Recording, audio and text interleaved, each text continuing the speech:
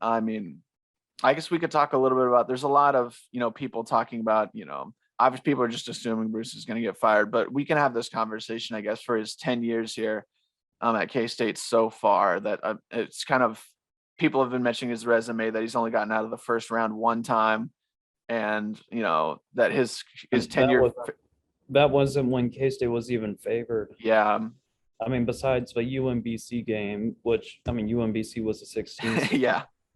Oh, yeah, go ahead. I mean, a seriously once in a lifetime opportunity to not have to play a 1 seed when you're an 8 seed. That we're the only team who's ever done that, really. Which is absolutely crazy. I mean, some people call it fluky. I mean, people have been talking about his tenure here at K-State as a failure. I think that's a little bit unfair, John. I think that's a little unfair. I think you can't deny 2 Big 12 championships, even if they're shared. There's still Big 12 championships in a really good conference. There's been a ton of great players here that come out of K-State.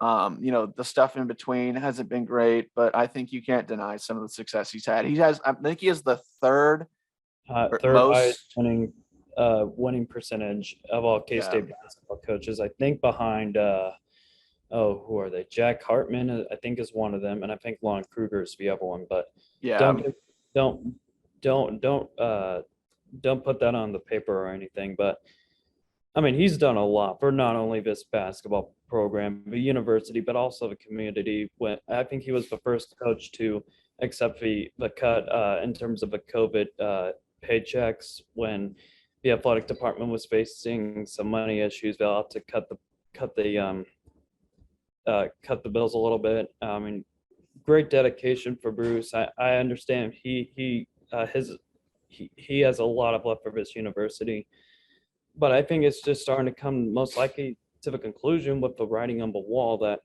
I mean, K-State might at this point need some fresh blood to inject some life once into the basketball program. I mean, just some guy just to get the K-State community rallied behind to kind of bring back the passion of the Octagon of Doom. And it's just not been there ever since. I mean, as much as I hate to admit it, I mean, it's just not going to K-State basketball games. It's just not what it has been in the past.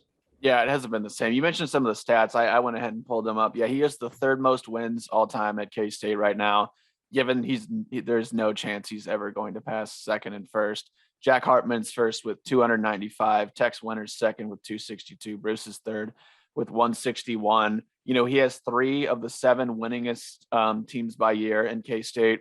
His 2012-2013 team is the second winningest team all time, behind 2009-2010 team with Frank Martin that made the Elite Eight. They have 29 wins. The 2012-13 team had 27. He has had some 25-win teams as well in back-to-back years. He has the third most tournament appearances for coaches at K-State. I mean, I don't think there's any way. Was there opportunity for a lot more success? I mean, I think so, with some of these bad first-round losses we had in the tournament. But to make the Elite Eight, I mean, it sucks to lose to a mid-major with a chance to go to the Final Four. But 2 Big 12 championships, I don't think you can deny the success he's had. But I just think we need something different.